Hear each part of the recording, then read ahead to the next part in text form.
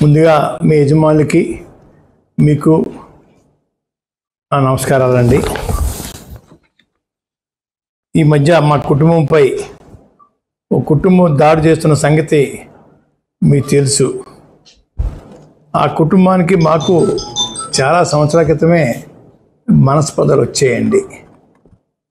అంతంత మాత్రంగానే ఆ సంబంధాలు ఉండేవి. గత సంవత్సరం నుంచి పూర్తిగా దూరం అయిపోయామండి. రాకపోకలు పూర్తిగా స్తంభించిపోయాయండి. అయ్యా, మమ్మల్ని నిత్యం టార్గెట్ చేస్తూ ఉన్నారు. బిందులు నిండిపోతున్నాయండి ఆ కళ్ళ నీళ్ళు. వాళ్ళు ఏడుస్తూ ఉంటున్నారు, నిత్యం ఏడుస్తూనే ఉంటున్నారు. మా అబ్బాయి గిరి ఎదుగుదల గురించి నిత్యం ఏడుతూనే ఉంటున్నారు. అయ్యా, ఓరలా పోతున్నారు, రగిలిపోతున్నారండి. అయ్యా, వాళ్ళకి వచ్చే పోయే కాలం ఏంటో తెలియదు. నా కొడుకు రాజకీయంగా పైకి వచ్చి తప్ప ఏమన్నా వారిని ఏమైనా డబ్బులు అడిగామా, వారు సాయం కోరామా? ఏమీ లేదే. వారి సంబంధం ఏంటని అడుగుతా ఉన్నాను నేను. నాకు క్యాన్సర్ వచ్చిందని నన్ను ఇంట్లో బంధించారని, నా చిన్న కొడుకు పట్టించుకోవట్లేదని, మా చిన్న కొడుకు మామయ్య గారు పట్టించుకోవట్లేదని చెప్పేసి తప్పుడు పేరాపన, తప్పుడు సమాచారం ప్రజలకు ఇస్తూ ఉన్నారు. అయ్యా, తప్పు తప్పు తప్పు. రోజు నా చిన్న కొడుకే నాకు సేవ చేస్తూ ఉన్నాడు. రోజు నా చిన్న కొడుకే నాకు సేవ చేస్తూ ఉన్నారు. కాళ్ళు కూడా నొక్కి రాత్రిని పడుకునే వరకు కూడా సేవ చేస్తూ ఉన్నారు. అయ్యా, మాకు నా కొడుక్కి నాకు మనస్పర్ధ పెంచి దూరం చేస్తే వాళ్ళ గర్భకు వస్తానమ్మని చెప్పి అనుకుంటున్నారండి. చస్తే ఈ జన్మ కదా ఎన్ని జన్మలు ఎత్తినా కూడా గుమ్మం ఎక్కను. ఆ గుమ్మం ఎక్కడం కోసం నాకు, నా కొడుక్కి, మా వీంకుడు శివాజీ గారికి మనస్పర్ధ పెంచడానికి ప్రయత్నం చేస్తూ ఉన్నారు. అది ఆపండి, తప్పు. ఇటువంటి కుళ్ళు రాజకీయాలు, కుళ్ళు మనస్తత్వాలతోటి ఎంతకాలం జీవిస్తారని అడుగుతా ఉన్నా నేను. మీకు నాకు సంబంధం ఏంటి? సంవత్సరం కాలం నుంచి మీకు మాకు రాకపోకలు లేవే. ఎందుకు నా గురించి ఎడుతూ ఉన్నారు మీరు? బిందులు కళ్ళ నీళ్ళు గచ్చేస్తా ఉన్నారే. నా కొడుకు రాజకీయాలు రావటం వాళ్ళకి కంటికి చూడలేకపోతున్నారు, ఆ కంటితోటి. ఇంకో మాట చెప్తున్నాను, నా కొడుకే కాదు, నా మనవరాలను కూడా రాజకీయాలు దింపుతాను. మనవరాలు ముఖ్యమంత్రి స్థాయికి తీసుకెళ్తాను. మనవరాల తర్వాత మనవను కూడా రాజకీయాలు దింపుతాను. ఎవరు ఎన్ని ఏడిసినా ఈ కార్యక్రమం పూర్తి చేస్తాను. ఏడిసేవాడిని ఇంకా ఏడ్పించడం కోసం నా మనవరాలు రాజకీయాలు దింపుతాను. ముఖ్యమంత్రి స్థాయికి తీసుకెళ్తాను. మనవరాలని కూడా తీసుకెళ్తాను రాజకీయాల్లోకి. వదిలిపెట్టను. ఎవడో ఏడుతున్నారని చెప్పేసి వదిలేస్తాను రాజకీయాలు నేను. వీళ్ళకి నాకు సంబంధం ఏంటి? అయ్యా, గుర్తుపెట్టుకోండి, జాగ్రత్త. పిచ్చిగా వాక్కండి, పిచ్చిగా తప్పుడు సమాచారం ప్రజలకు ఇవ్వకండి. ఈ అమ్మాయి మాంగారికి క్యాన్సర్ వచ్చింది. 3 నెలలు నేను రాజమండ్రి హాస్పిటల్ రోజు వెళ్ళి వైద్యం చేయించాను. ఈ అమ్మాయి 3 వారానికి 10 రోజులు వచ్చి కూడా చూడడానికి హలో అంతే. వీళ్ళు సేవ చేశారట తల్లికి. నా కొడుకు 24 గంటలు సేవ చేస్తుంటే ఏడుతూ ఉన్నారు వీళ్ళు. వారం రోజులకు 1 గంట సేవ. మా ఇంటి రావద్దు అంటే హైదరాబాద్లో బ్రాహ్మిన్స్ చెక్కిన సుధాకర్ గారు ఉంటే వారింటికి తీసుకెళ్ళిపోయి అయ్యా ఆ 2 డేస్ ఉండి అక్కడికి రిటర్న్ అయ్యామండి. వీళ్ళు నాకు క్యాన్సర్ వచ్చింది, చిన్న కొడుకు వైద్యం చేయించట్లేదు, ఈగురు పట్టించుకోవట్లేదు అని ఏదో నాటం చేస్తున్నారండి. భాష కూడా మారిపోయింది నాకు. తట్టుకోలేక నన్ను ఎందుకు ఎత్తుకోవాలా, నన్ను ఎందుకు రోడ్డు లాగాలా, మీకు నాకు సంబంధాలు లేవే, 1 year నుంచి మేము రాకపోకలు లేవే, పూర్తిగా దిగిపోయే, ఇంకా నన్ను టార్గెట్ చేస్తూ ఉన్నారా, ఏం ఆశించి టార్గెట్ చేస్తారని అడుగుతూ ఉన్నాను. నువ్వు టార్గెట్ చేసి బెదిరిపోతానా?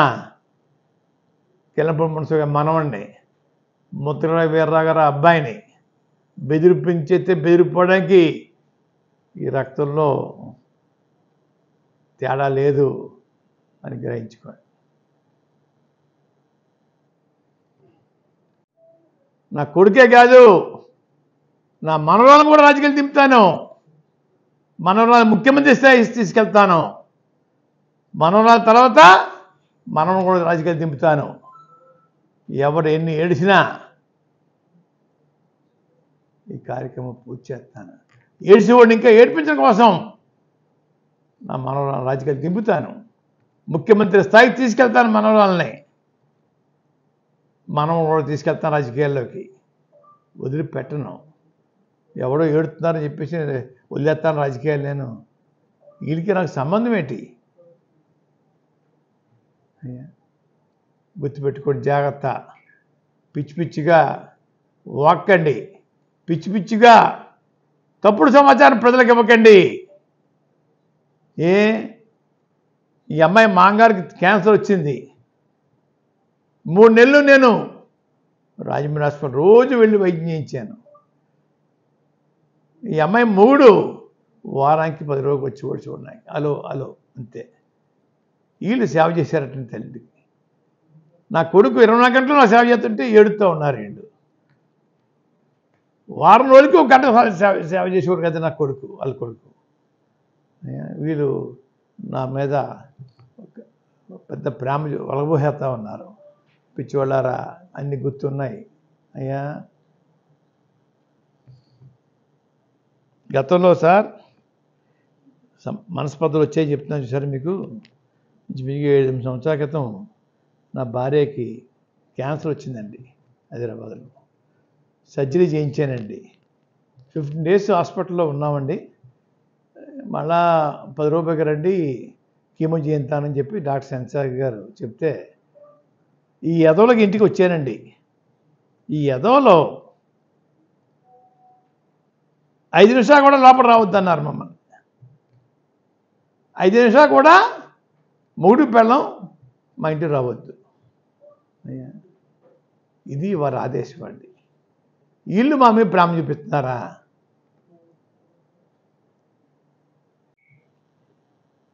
ఆరోగ్య సమస్యలు నాకే కదండి, ప్రతి మనిషికి ఉంటాయి. ప్రతి మనిషి రోజు 2-3 మాత్రలు మింగుతాడు. అటువంటి మనిషి నేను అయ్యా. దాన్ని భూతత్వంలో చూపిస్తూ ఉన్నారు అయ్యా. కొంత మట్టుకి కార్యకర్త చూస్తున్నాను, వచ్చి పలికిస్తున్నానండి, పరామర్శకి వెళ్తున్నాను. మొన్న ఒక్క రోజు మా 4వ తారీఖు ఫంక్షన్కి హాజరు అవ్వలేకపోయింది తప్ప ఏ ఫంక్షన్ మానలేదు నేనండి. నీరసంలో కూడా జగన్ దగ్గరికి వెళ్ళి కనపడొచ్చేవాడిని. వయసు రీత్యా కొంచెం ఇబ్బందులు ఉంటాయి అయ్యా, అందరికీ ఉంటాయండి ఇబ్బందులు, నాకు ఒక్కరికే కదండి అయ్యా. దాన్ని భూతత్వంలో చూపిస్తూ ఉన్నారు అయ్యా. మనం చూశానండి మొన్న మా రైల్వే కేసు ప్రభుత్వం తిరగదోడుతుంది గౌరవ హైకోర్టు పర్మిషన్ తోటి అని పేపర్లో వచ్చిందండి. ఆ మరుసటి రోజునే ఈ వత్తాదులు, సంబంధం లేని మనుషులు కేసు వీళ్ళే డ్రాప్ చేయించారని చెప్పేసి ఏదో ప్రచారం చేసుకుంటా ఉన్నారండి. చెత్త ప్రచారం.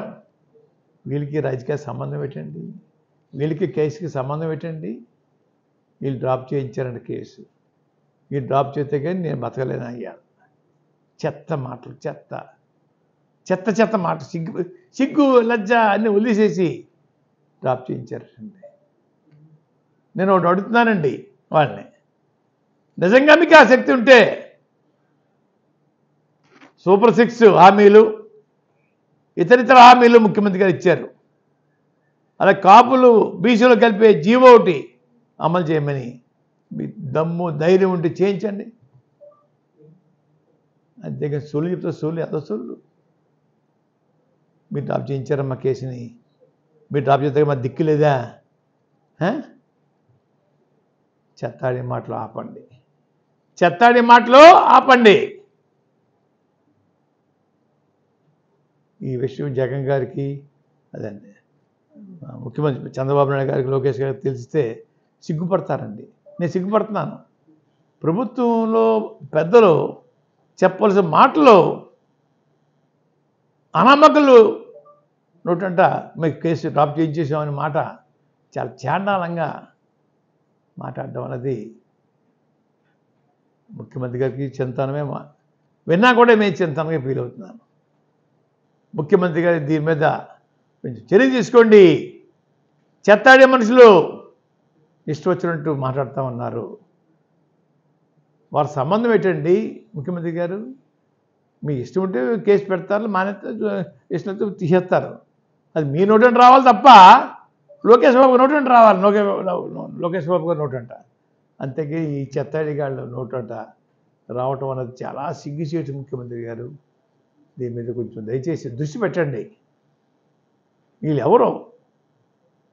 వీళ్ళ సంబంధం ఏంటి? దృష్టి పెట్టమని కోరుకుంటా ఉన్నాను.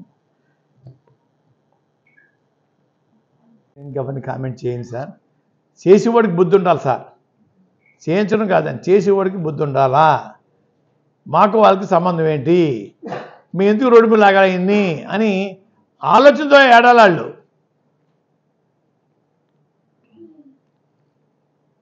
ఎవరు చేస్తున్నారు? మనం ఒకరి మీద నెపం వేయడం తప్పండి, వేయను. వీళ్ళకి బుద్ధి ఉండాలా? ఆయనకి మాకు సంబంధం ఏంటి? 1 year అయింది కదా, సంబంధం కట్ అయిపోయి అనే ఆలోచన వీళ్ళకి ఆడాలండి.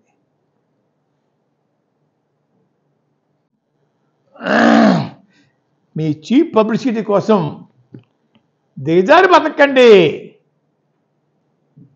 దిగజారి బతకొద్దు. బిందుతో నీళ్లు కళ్ళని కాచేయకండి. నవ్వుతున్నారు పక్కన ఉన్న వాళ్ళు చూసి. ఆపండి.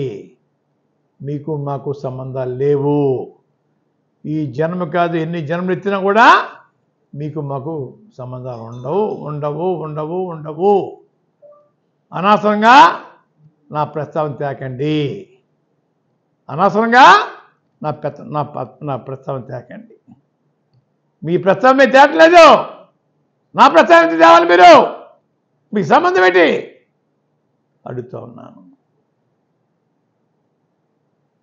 సిగ్గు లజ్జ ఉంటే వేళ నుంచి ఆపండి మీ తప్పుడు ప్రచారాలు, కంటి తుడుపు ఏడుపులు ఆపండి.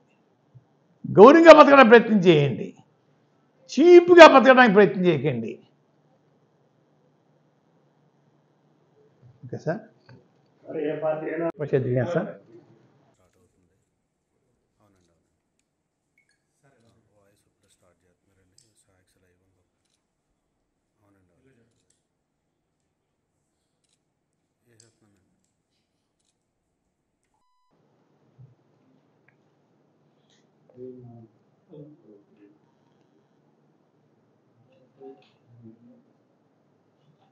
ట్యాబ్లెట్ ఇచ్చారు సార్.